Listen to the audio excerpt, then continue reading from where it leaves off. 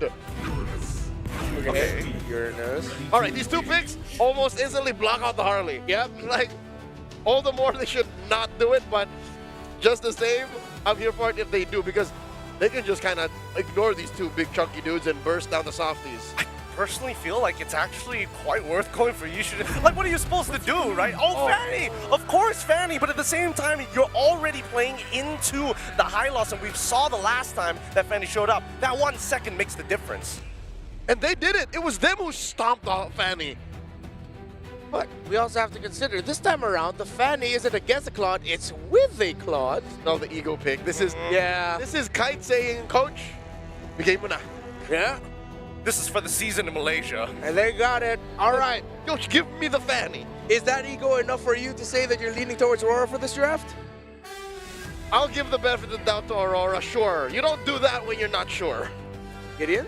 I'm gonna say, knowing and witnessing Demon Kite on this Fanny before, I've got high hopes. I'm going RORA on this one. All right, let's see if it is going to be going towards Aurora to go into match point, leading this 2-0, or will the little adjustments of SRG be enough to turn this into 1-1?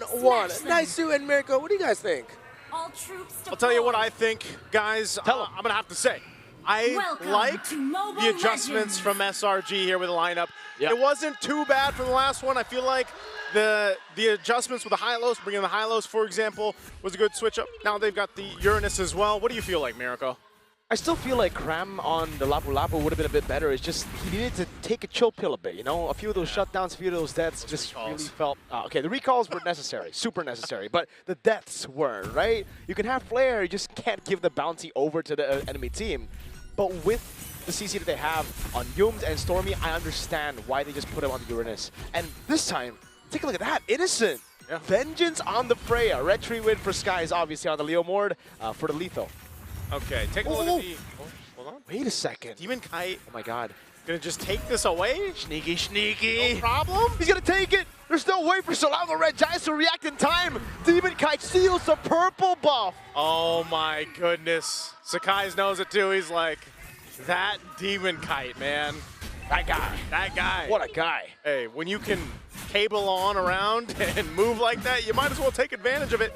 I'm pretty sure you're faster than a, well, technically he doesn't have his Phantom Seed yet, so you are faster than him. That's true. At least for now. But yeah, that's one of the things is if I remember right, Fanny's win rate was pretty high. There was a time, I know it's been played a couple more times since this, but when it was picked up 4 or 5 times, it was at 100% win rate. I'm not sure if it still is. I believe it was high in the Swiss stage. Swiss stage, Knockout stage, it's been pretty bad. Yeah, because like Han played it in this first match in the Swiss stage and lost.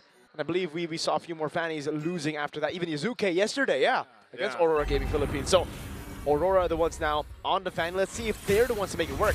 Good stun coming down over on live, but look at Demon Kite. Look at the cables there. Sky's playing with it so well. Heck, I would say Yums preemptive revitalize there. Didn't really need to use it. He didn't need to. Maybe just kind of, you know, making sure that better safe than sorry. Right now, they've got control around this turtle, though, so let's see if Aurora decides to do anything. Even Kite's not even here, so it looks like they're just going to give it up. He's going to go ahead and prioritize the buff, which he should. Again, the Fanny definitely needs that. Yep. So turtle secured here for SRG. That's the thing about the Fanny, though, right? You're a good pick if you can get those early kills, then you snowball out of control, and then there's still a possibility that you make a micro mistake, which is very, very believable. Yeah. It's such a difficult hero to pull off in the biggest of stages, and this is it. Skies will not fall for that again. He knows to go for the purple buff before the orange buff. But yeah, I think for Aurora Gaming Philippines, they can take a chill pill. They have a Claude, they have a Eve, and an Esmeralda, so they don't need to be that far ahead. Light's gonna be caught here, and that's a bit more troublesome. Skies bringing you it back, forcing to break around. Demon Kite comes in with a cutthroat, but again, Skies on Barbiel, too tanky. I like how you're like, they can take a chill pill, and as soon as they're like full sending it into the mid lane, man. You know?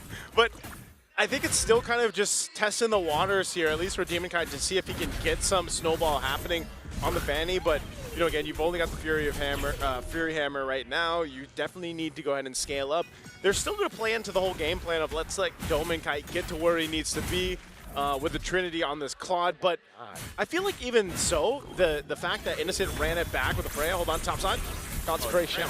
Yeah, it's a Uranus. It doesn't really matter how much damage you have. In the early game, it's going to be really, really tough. If it's a Fanny, and an Esme. Though I will say, I think this is a double down by Innocent. Like, he's like, okay, I lost lane, which is pretty unacceptable on a Freya against a Claude, so I'm going to double down and go for vengeance. But, having said that, Doming has gotten all the gold grabs, bro. Yeah. Dominkite very comfortable on this Claude pick right now.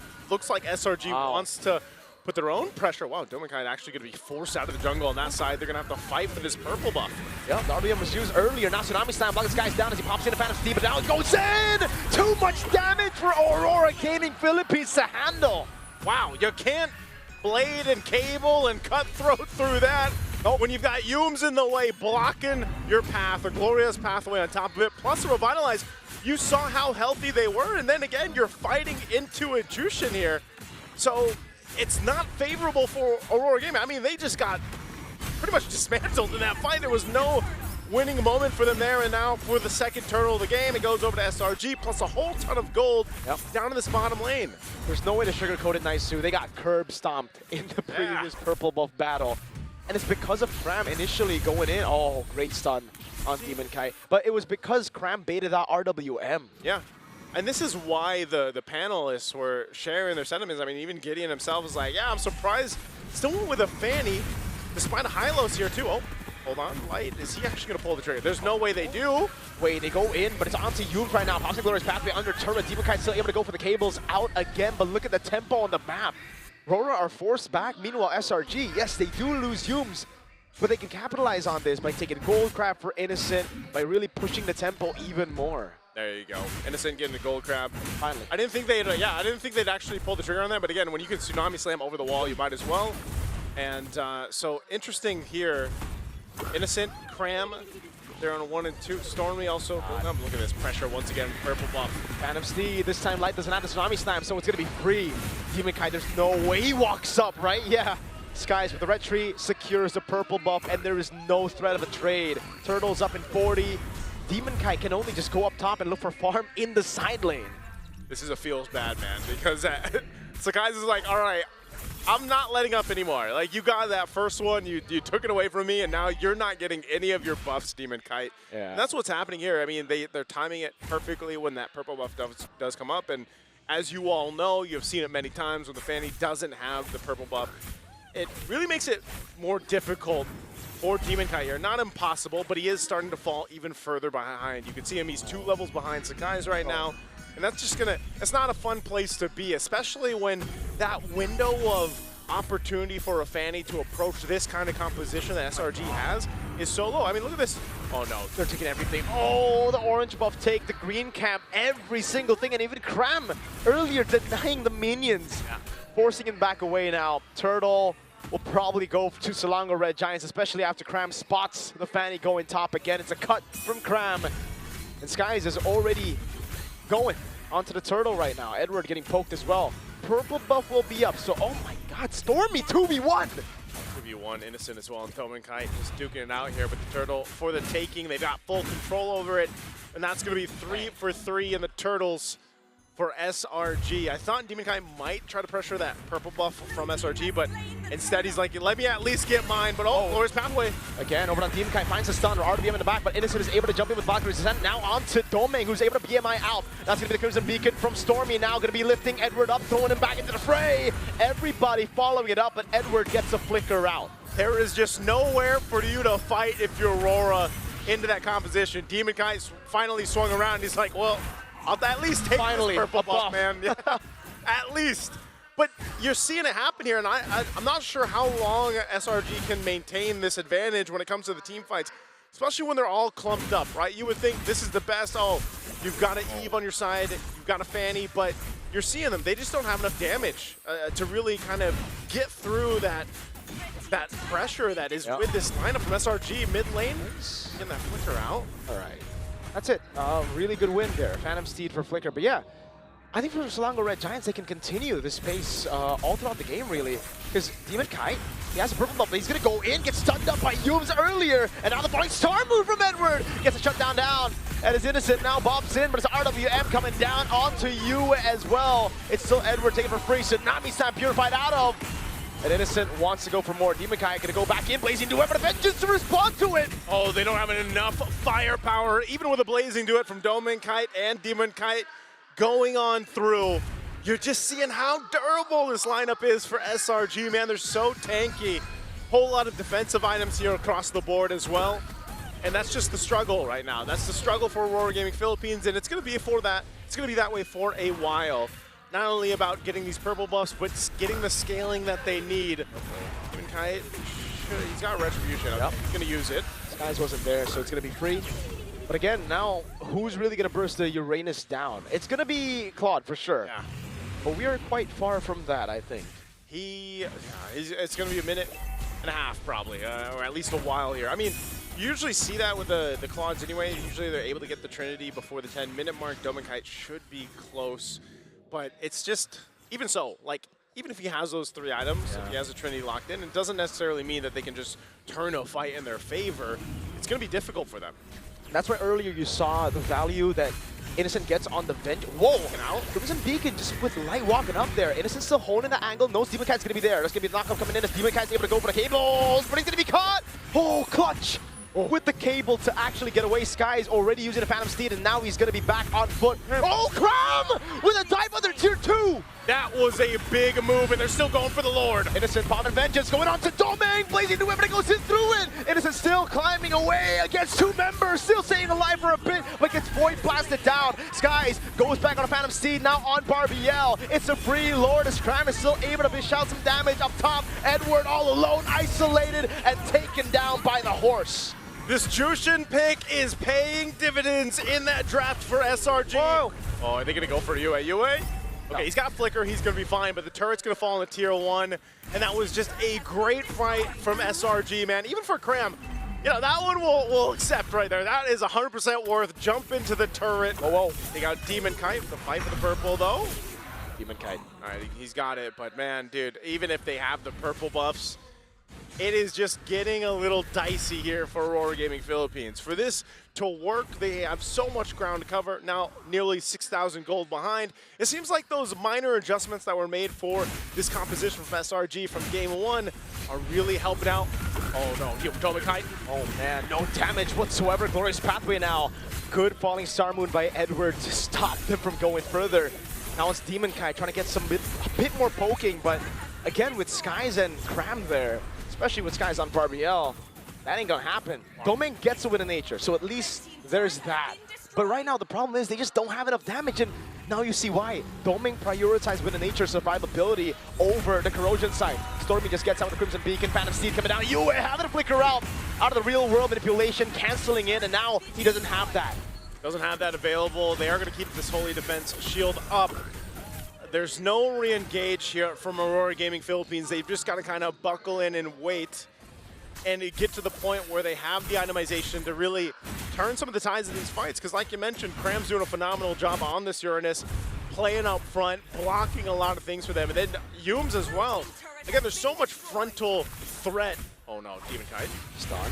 Skies with the Phantom Steed, and he gets the kill on Demon Kite. That's what we call the double horse on That's the Fanny horse on combo. horse.